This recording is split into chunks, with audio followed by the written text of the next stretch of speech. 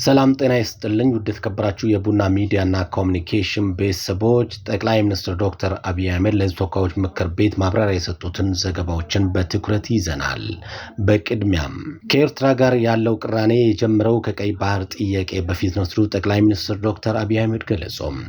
ጠቅላይ ሚኒስትር ዶክተር አብይ አህመድ በኢትዮጵያና በኤርትራ መካከል ስላለው ወቅታዊ ግንኙነት ለምክር ቤቱ አባላት ማብራሪያ ሰጥቷል። ጠቅላይ ሚኒስትሩ በንግግራቸው በሁለቱ ሀገራት መካከል ያለው ችግር መነሻው የቀይ ባህር ጥያቄ ሳይሆን ኤርትራ ሀገር ሆና ከተመሰረተችበት ጊዜ ጀምሮ የነበረ ታሪካዊ ሂደት መሆኑን ገልጿል። በለውጡ ማግስት በሁለቱ ሀገራት መካከል የነበረው የዓመታት ችግር እንዲፈታ መንግስታቸው ከፍተኛ ጥረት ቢያደርግም ሂደቱ በተፈለገው ልክ እንዳልተሳካም ጠቁመዋል። በተለይም በሰሜኑ ጦርነት ወቅት የታዩ ክስተቶች ለቅራኔው መፋፋም ምክንያት መሆናቸውንም በሚከተሉት ነጥቦች አብራርቷል።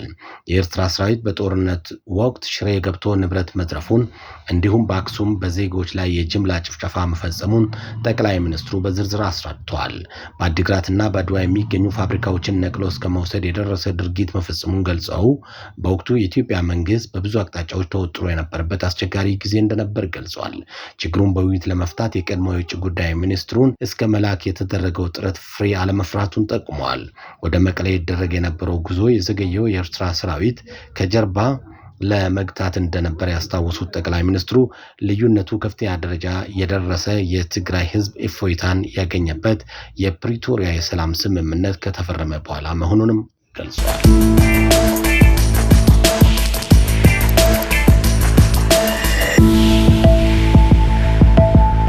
በኢትዮጵያ ታሪክ አመርቂ የኢኮኖሚ ውጤት መመዝገቡን ጠቅላይ ሚኒስትር ዶክተር አብይ አህመድ ገለጹ። ጠቅላይ ሚኒስትር ዶክተር አብይ አህመድ በኢትዮጵያ ማክሮ ኢኮኖሚ ማሻሻያ በማንኛውም መመዘኛ በአገሪቱ ታሪክ አመርቂ የኢኮኖሚ ውጤት መመዝገቡንም ተናግረዋል። ጠቅላይ ሚኒስትሩ በሕዝብ ተወካዮች ምክር ቤት 5ኛ ዓመት የሥራ ዘመን 10ኛ መደበኛ ስብሰባ ላይ ተገኝቶ ለምክር ቤቱ አባላት ምላሽና ማብራሪያ ሰጥቷል። የኢኮኖሚ ማሻሻያው ከሀገር እድገት ባሻገር የአፍሪካን ቀጣይ ተስፋ በሚያመላክት አግባብ የተጀመረ ነው ያሉት ጠቅላይ ሚኒስትሩ ማሻሻያው ዛሬ ባስገኘው ውጤት ብቻ ሳይሆን በወደፊት የኢኮኖሚ እድገት ሊመዘን ይገባል ሲሉ አስገንዝበዋል። ባለፈው የፈረንጆቹ 2025 በዓለማችን ፈጣን እድገት ከተመዘገበባቸው 10 ሀገራት 5ቱ አፍሪካ ውስጥ መሆናቸውን ጠቅሶ ይህም ጅምር የኢኮኖሚ ስራዎችን ማጠናከር ከተቻለ ብልጽግናን ወደ አፍሪካ ለማምጣት ሰፊ እድል እንዳለ ማሳያ ነው ብለዋል። በዓለም ባንክና በዓለም አቀፉ የገንዘብ ተቋም IMF ሪፖርት መሰረት ኢትዮጵያ ባለፈው ዓመት 9.2 በመቶ እድገት በማስመዝገብ ነዳጅ ከሚያመርቱ ቀዳሚ ሀገራት 10ዎቹ ተርታ ተሰልፋለች ነው ያሉት።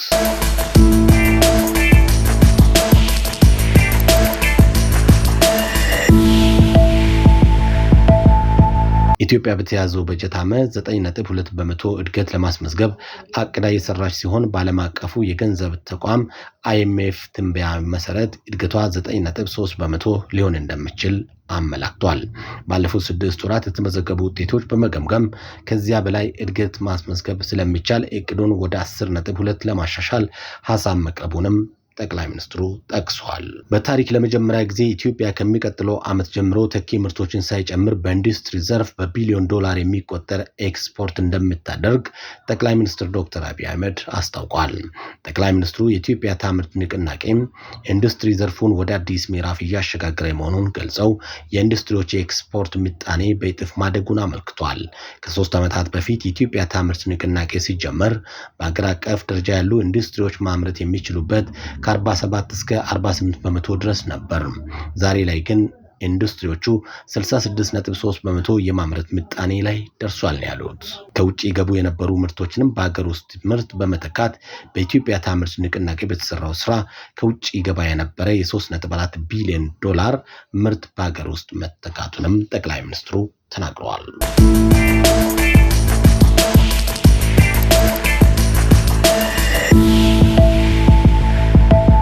ብዙ ባንዳዎች በተደጋጋሚ ኢትዮጵያን አቁስሏል፣ ማጥፋት ግን አልቻሉም ሲሉ ጠቅላይ ሚኒስትር ዶክተር አብይ አህመድ ገለጹ። ጠቅላይ ሚኒስትር ዶክተር አብይ አህመድ ከምክር ቤቱ አባላት ለቀረቡላቸው ጥያቄዎች በሰጡት ማብራሪያ የሰላም እጦት እንዲኖር ያደረገው ከጥንት ማንኛውም ሐሳብ ልዩነት በኃይል የመፍታት ልምድና ባህል ነው ብለዋል። ባንዳነት ያቆስላል እንጂ እንደማይገድል ጠቅሰው ብዙ ባንዳዎች በተደጋጋሚ ኢትዮጵያን አቁስሏል፣ ማጥፋት ግን አልቻሉም ሲሉ ተናግረዋል። የጠላቶቻችን ዘመን የማይሽረው ጊዜ የማይገታው ያልተቋረጠ ስጋት መኖሩን ጠቅሶ ኢትዮጵያ ስትበለጽግ ቀና ካለች ችግር ነውና ሳትነሳ እዛው እናስቀራት የሚል ስጋት መኖሩንም አስረድቷል። ኢትዮጵያ ትውደቅ ከተባለ መተው ምን ላይ ይቀመጣሉ ያሉት ጠቅላይ ሚኒስትሩ የኢትዮጵያ ህልውና ጥያቄ ውስጥ ማስገባት የራሴ እግር ላይ እንደመተኮስ ማለት ነው ብለዋል። አባቶቻችን ተፈትኗል፣ ነገር ግን አስደማሚ ገድል ፈጽመው ደግሞ ለትምህርት እንዲሆን ጥለውልን አልፏል ሲሉም ጠቅላይ ሚኒስትሩ ገልጿል።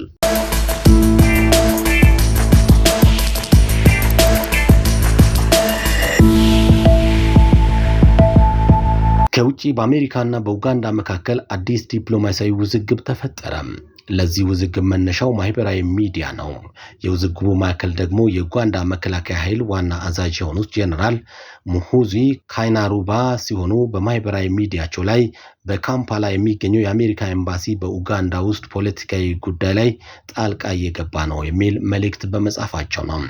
የፕሬዝዳንት ዩዌሪ ሙሴቬኒ ልጅ የሆኑት እኚሁ ጄኔራል በዚሁ መልእክታቸው ጨምሮም በአሜሪካና በኡጋንዳ መካከል ያለው ወታደራዊ ትብብር መቋረጥ እንዳለበት የሚገልጽ ጽሑፍ አስፍሯል። ይህም በአፍሪካ ቀንድ ከአሜሪካ ጋር የሚደረገውን የጋራ ደህንነት እንቅስቃሴ ጭምር ማካተት እንዳለበትም አስታውቆ ነበር። ነገር ግን ይህ መልእክት ብዙም አልቆየም። ከጥቂት ሰዓታት በኋላ ጀነራሉ መልእክቱን ከማህበራዊ ሚዲያ ላይ አጥፍተውታል። በተሳሳተ መረጃ ላይ ተመርኩዘው ቀደም ያለውን መልእክት መጻፋቸውን ገልጾ ከአሜሪካ ጋር ያለው ወታደራዊ ትብብር በተለመደው መልኩ እንደሚቀጥልም አስታውቋል። ይህ ማስተባበያቸው ግን በዋሽንግተን ፖለቲከኞች በኩል እምብዛም ተቀባይነት አላገኘም። ከአሜሪካ ባለስልጣናት አንዱ የሆኑት የሴኔቱ የውጭ ግንኙነት ኮሚቴ ሊቀመንበር ጂም ሪች ቀይ መስመር አልፏል በማለት ጀነራሉ ላይ ትችት አቅርበዋል። ሰናተሩ ጨምሮ የትራምፕ አስተዳደር ከኡጋንዳ ጋር ያለው ወታደራዊ ስምምነት መልሶ መፈተሽ እንደሚገባ አሳስበዋል። አንድ የጦር መኮንን የጻፉትን መልእክት መልሰው ማጥፋታቸውና ባዶ ይቅርታ መጠየቃቸው የትልቅ ጥፋት መሆኑን የጠቀሰው ሰናተሩ በኡጋንዳ ላይ ምናልባትም ማዕቀብ የሚጣልበት መንገድ መፈለግ እንዳለበት ለመንግስታቸው ጥሪ አቅርበዋል። ከቡና ሚዲያና ኮሚኒኬሽን የሰዓቱ ዘገባዎችን ይመስላሉ። አማኑኤል ኃይለ ነበርኩ በትንታኔ ዜናዎችን ያቀረብኩት። ጤና ይስጥልኝ።